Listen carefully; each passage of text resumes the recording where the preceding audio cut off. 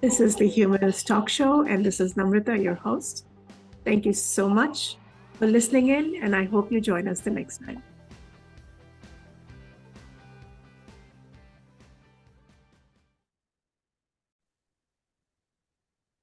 Floris, thank you so much for joining us all the way from Geneva. You're in Switzerland. That's awesome. I'm in Tampa, Florida. Is it cold in Geneva? Well, it is much warmer than it is. Thank you so much for having me in this session. But yeah, it's too warm actually. There's not a lot of snow. There's people are complaining the short ski season. So I find my peace in the cold water swimming in the lakes around Geneva, which is very refreshing still. It's around 6 degrees, Oh, so it's nice. pretty good. Yeah. That's awesome. So, Floris, you and I came together through the Octopus Movement. I keep saying that it is the gift that keeps on giving. The kind of people I meet, the kind of brains I meet, I am every day, my mind is blown. And I checked out your profile on LinkedIn. You are a leadership transformation coach. So could you tell us like what do you do? And what are the new things that you are seeing in trends in terms of leadership, and how does the sort of human play in the leadership transformation that you work with, the leaders that you work with? Well, I have the feeling, and maybe this is already said over and over on the internet, but after COVID, I mean, workforce has not been the same anymore. People, employees, have come to realize that basically their life, their private life and working life are the same. They've never really realized that because we never were taught that it was the same. We have always believed and followed our parents, grandparents that no, you have your work and you have your private life. And thanks to COVID, people realized, oh, now I'm stuck in my little home with my wife who usually works, who still needs to work. I'm working, the children are there, but we are home. So how does that work? And at that time when COVID struck, I was myself a project manager of a team of 16 consultants here in Switzerland. And those very experienced people with 20 plus years of consultancy experience, they became little children in the beginning.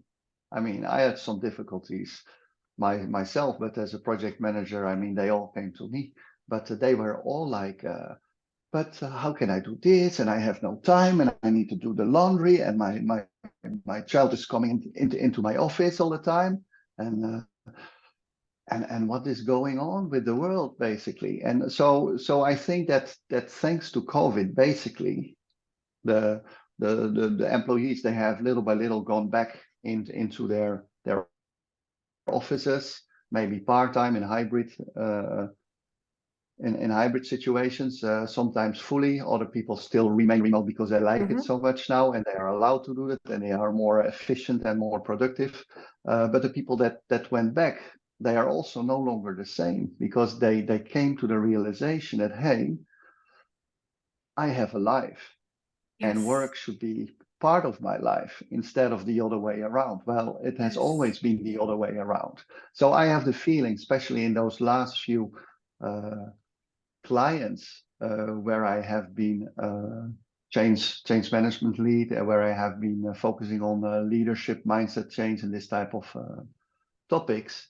That when I speak to project team members that are listening to their leaders, they are actually much more advanced and a much more advanced level of their thinking of wanting to change things than the actual leadership. That is really good news. And therefore I think as well that the retention of employees is so hard. Is at a very low level, the retention level. That is as well why the people that need to hold on to their jobs, they start to become much more overwhelmed, anxious, stressed out, burned out. I mean, those figures, if you look at this, the last 2, 3 years after COVID, they have been rising globally, but all over the world, those figures are rising.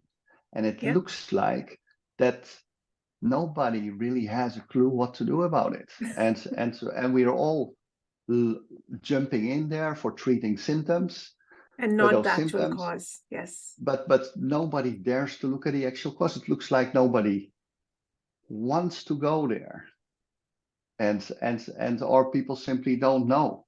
So I have decided that as an independent contractor, that I decided to follow really now the rest of my second part of my career, that to actually start focusing on that. I really would love to actively help And I humanity, love that, Floris, because individuals, managers, yeah, because managers, organizations are the most difficult ones. But yes. if we can have a couple of leaders that we can change their minds, that we can put them at another level of thinking, that they experience paradigm shift, that And would that, I think help so that's where many I other am. employees.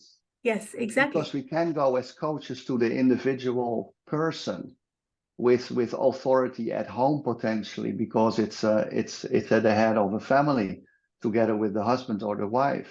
But at the other hand, in an organization, they may be just an employee and they can only do so much. But in organizations, we can go much faster. But how do we get in there and trying to tell them that we are human beings? We are not Yes. human doings. I love it. And and, Human beings. and Say that one more time. We are human beings and not human doings all the doings. time. Yeah, and what we also, as human beings, and especially also as leaders, have to understand that they are also human beings. And no matter what they do, in what situation they're in, they always expressing themselves by energy, right? This is the energy part that is logical, because as human beings, we are built up from all these Energy. little particles that go all the way to organism. But we are energy, and we are nature. If you look at the composition of most of the liquids in our body, it's the same composition as seawater. I mean, it's really amazing. We are water, and still we wonder why most of us are so happy if we go to the beach for a weekend and we feel so good afterwards. Well, we're home. We are the sea.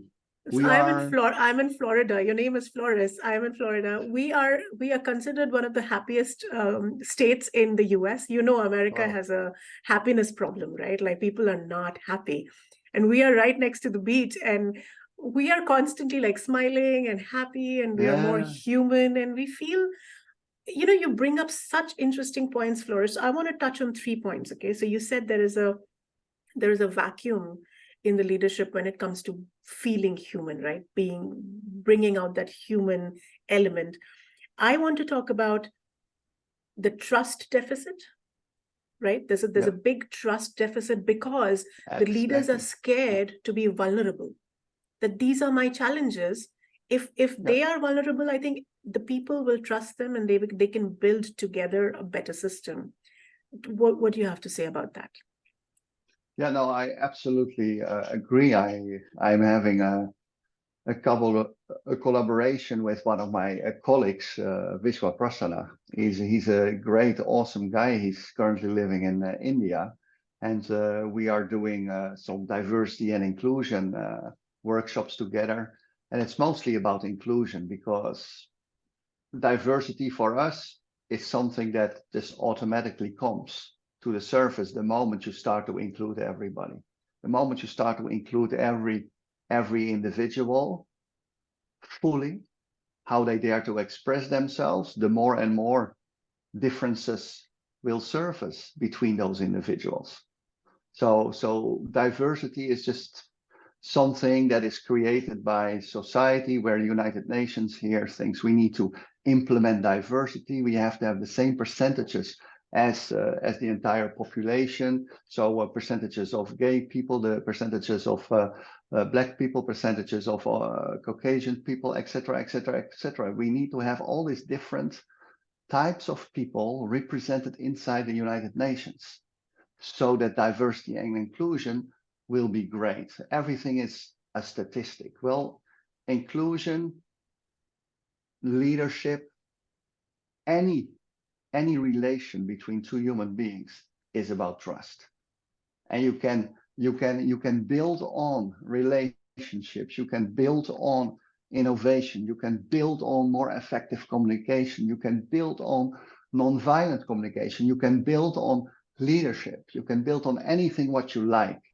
But if you don't focus on the trust between two people, then anything what you build on quicksand, because Agreed. there's nothing. There is no base for trust in any way.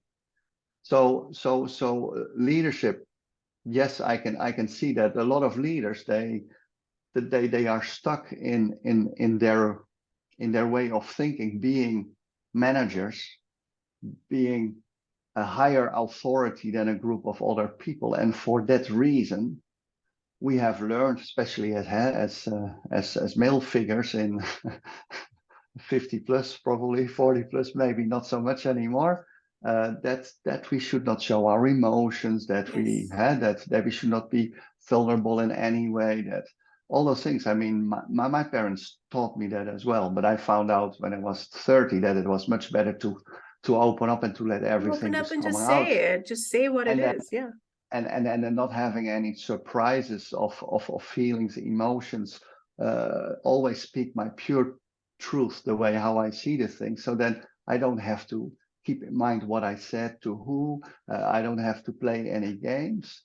What they see is what they get, you know. But managers, they forget, I believe, a number of things, because I speak about it in my post as well. I mean, an organization is fairly simple, even in the traditional definition. An organization is one or more people working on a specific purpose. And that's an organization.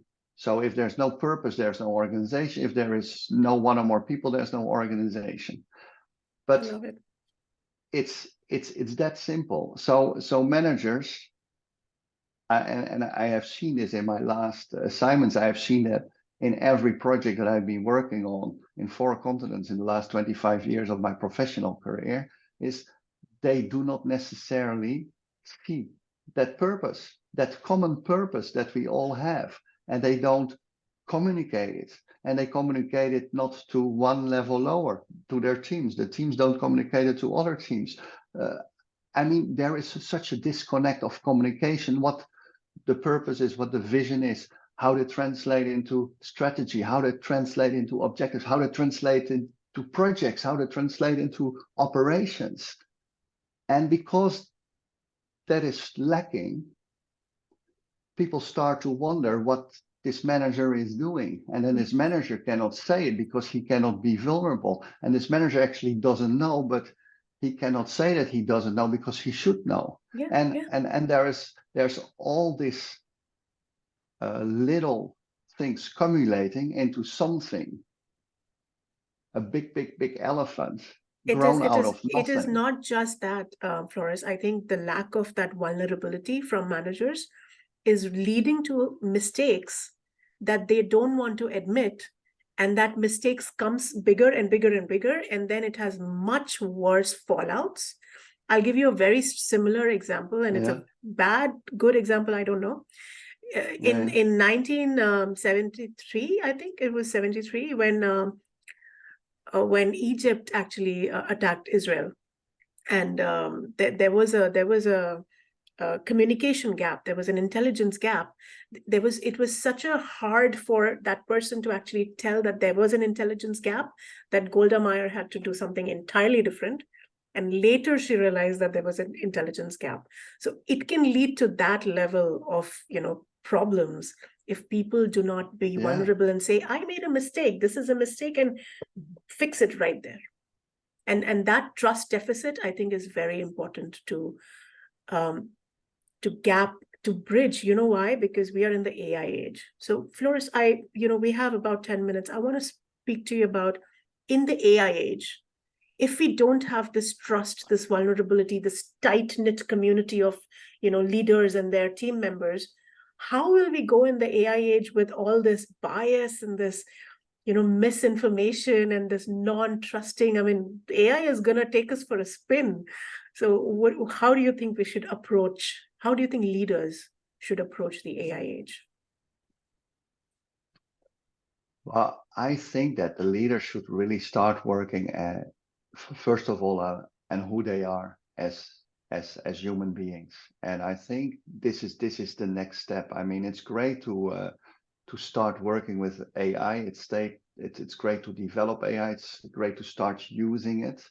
But I think that the highest priority now is to really create trust, because as I said before, all these figures that are rising in stress and anxiety and burnouts, I mean, it clearly shows that managers, well, they're called managers, or leaders called leaders, what are they doing? Are they truly leading? Are they truly managing? How is it possible that people are leaving the workforce, being ill or burned out, or simply because they don't want to do that anymore? I mean, so I think that is the first priority. Get back into trust, as you say. I mean, I like the point that you mentioned, and that can only be by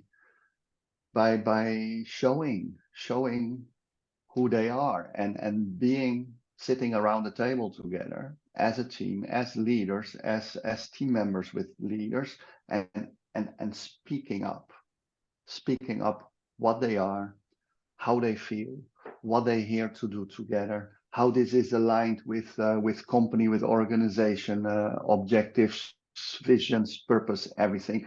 If something changes, how this is going to be dealt with. But leaders need to make a paradigm shift. Leaders need to make a paradigm shift, saying, listen, yes, we are human beings, we have reason, we have a business, but we can still look from a perspective of nature as well. Because nature teaches us to connect. Nature teaches us to have strong individual connections with each other. Nature teaches us to communicate if something goes wrong. Nature teaches us to communicate if we have an alert going on, or if something goes beautifully right. But nature has only one true purpose, and that is to thrive. Yes. If you look at organizations and companies, they are in bloody competition. And they're internally in surviving. They organization, believe in survival of the fittest, which is yeah, great, which is a Darwinian law, but there's nature and there's symbiotic relationships in nature. yeah, exactly. And if you really look at it, I mean, competition, right, it's not healthy. I mean, nature says you win and I win, and an organization says, okay, if my colleague wins, then the other colleagues are losing. Or if I win this client, that means that other people are losing this client. But we should be able to look at it from a different perspective and still winning all together. And if I mean, this is a little bit of paradigm shift I'm talking about. You have I've done a lot of permaculture as well in Australia, not proactively, but I studied it quite a bit. And all these permaculture principles, we can apply them one after the other into a human organization. Why? Because we're nature. And as an organization, we are an ecosystem as well. It's not the plants in the organization, it's the people in the organization. We are the plant. We are the plant. We need watering. We are the plant. Yes, and also in nature, you have plants and other plants that don't go well together. But you have also plants that are neutral together, and plants that are very positive for one another. Well, if you would compare that, the energy with, for example, your own personal values or your own purpose in life, and then compare that to your company purpose and values, I mean, then you actually really hitting it already, because it means that you're going to like this organization. It means that your organization is going to like you. Why? Because you want the same out of life, not out of work, out of life. Also, an organization is living. It's a living entity, an organization, because this is a group of human beings. And we create a collective energy together, and that collective energy creates, obviously, the client relationship. Yes. So if all these things are falling at some stage in place, if people start to wake up and say, we are not doers, we are beings. And when we are being in our best possible being shape, we are flowing. And when we're flowing, I mean, we innovate, we are creative, we are all those things. And then AI, yes, it's going to be another great tool, like a systems application, like a telephone, like a piece of pen writing on a paper. AI is going to be in support of doing all those processes that we are doing more efficiently. However, at the moment, I mean, AI seems to be kind of Hallucinating. like a linear product, and AI is not even able to see what it answers before the answer it gave. So I mean, AI, I there's a call lot it of work to be done. I think it's an evolution, and I call it's about at the toddler level right now. It has to get to Yeah, the yeah. teenage level and then actually adult level. So I think we still have some evolution. You, So I first think of it's all, good.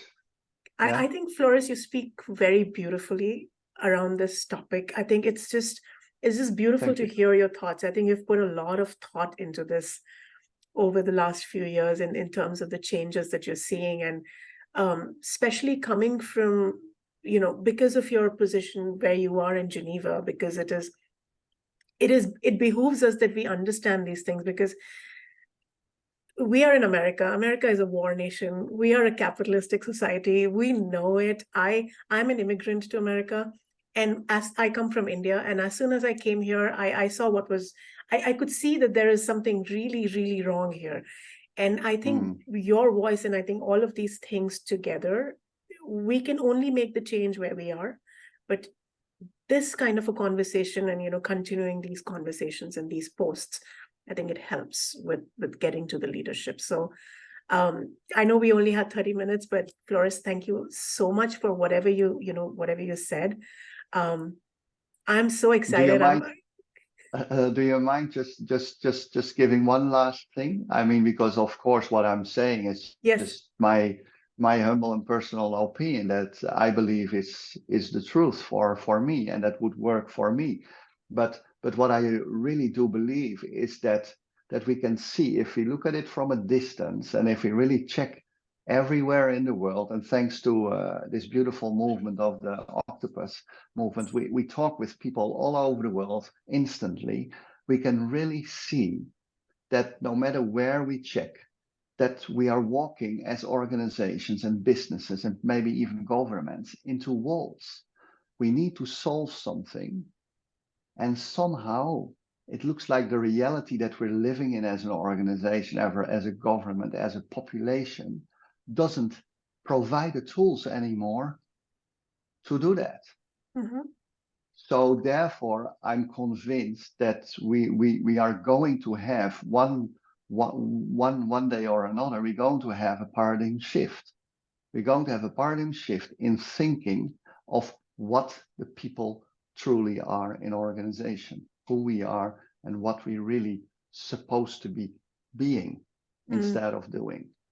And if we really get that as organizations, as governments, as businesses, as United Nations organizations as well, that are very well presented here, I think then we're going to actually make real changes. And until then, we're going to treat symptoms like a pharmacist will do for people with headaches or other aches.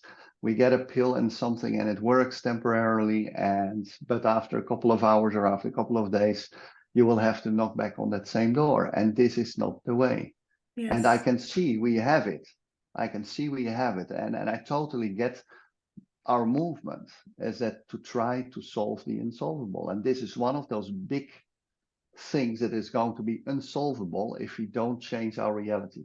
Exactly. When we change our reality, we see a complete, when we change our minds, when we change our thoughts, we change our reality. And then we see a different world. And that different world is going to help us to move on into the next century. Floris, thank you so much. I am so blessed that we had this conversation. This is very important. And I'll do my best to use my platform to take it wherever it goes. We all use our platforms, whatever we have. So I hope you have a great day. Thank you so much. And I hope we keep talking. Thank you so much. Yeah. I'm gonna send you a connection request on LinkedIn, and we should definitely be in touch. Great. I'm looking forward to it. And thank you so much for the opportunity to speak up today. I really appreciate it. Thank you. All Thank you, right. Floris. This is the Humanists Talk Show, and this is Namrata, your host. Thank you so much for listening in, and I hope you join us the next time.